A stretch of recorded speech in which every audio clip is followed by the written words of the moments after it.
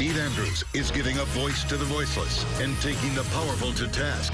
Now, a Target 8 investigation. They finished a nice family dinner and then the unthinkable. A drunk driver, a collision. Their family changed forever, as was their faith in our justice system. She came to Pinellas County from Canada to vacation and visit with her son, who was dying of cancer. She did not leave alive, killed by a car driven by a drunk driver.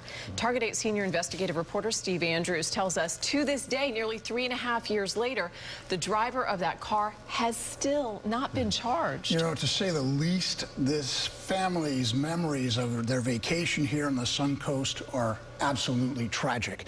This woman's surviving son wonders how long his mother's death will go unpunished. You know, Mother's Day's coming up. I don't have anyone to call. Joan Patrick's son describes her as the life of the party.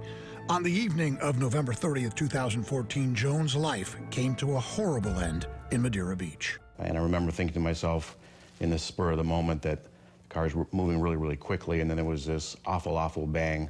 This car slammed into Joan as she and her vacationing family walked across Gulf Boulevard. My first recollection was my mother getting tossed down the road about 125 feet as it was measured after the impact, like a rag doll, just bouncing up and down the curb. The impact literally knocked Joan out of her shoes.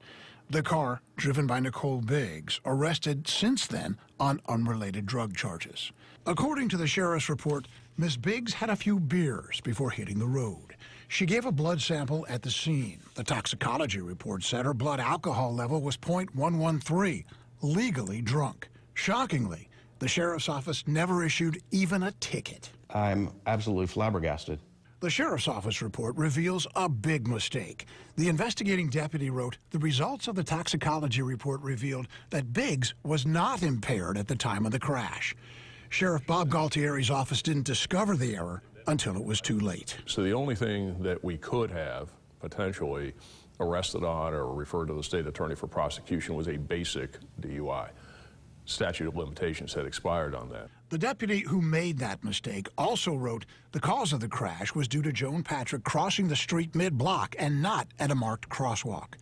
The sheriff says there's no evidence to bring more serious charges like vehicular homicide or DUI manslaughter. There has to be some sort of negligence. You have to have some sort of speed, careless driving, run at a red light, something other than just behind a wheel and you're impaired. Written statements by two members of Joan Patrick's family say they thought Biggs was speeding. According to the sheriff, investigators found no evidence of that or careless driving. We know she was driving drunk and we know she killed somebody. That sounds like a crime. No, yeah, but it's not. The crime is DUI. And the deputy messed up. We investigated it and he was given a 5-day suspension. He was disciplined for it. 1 week?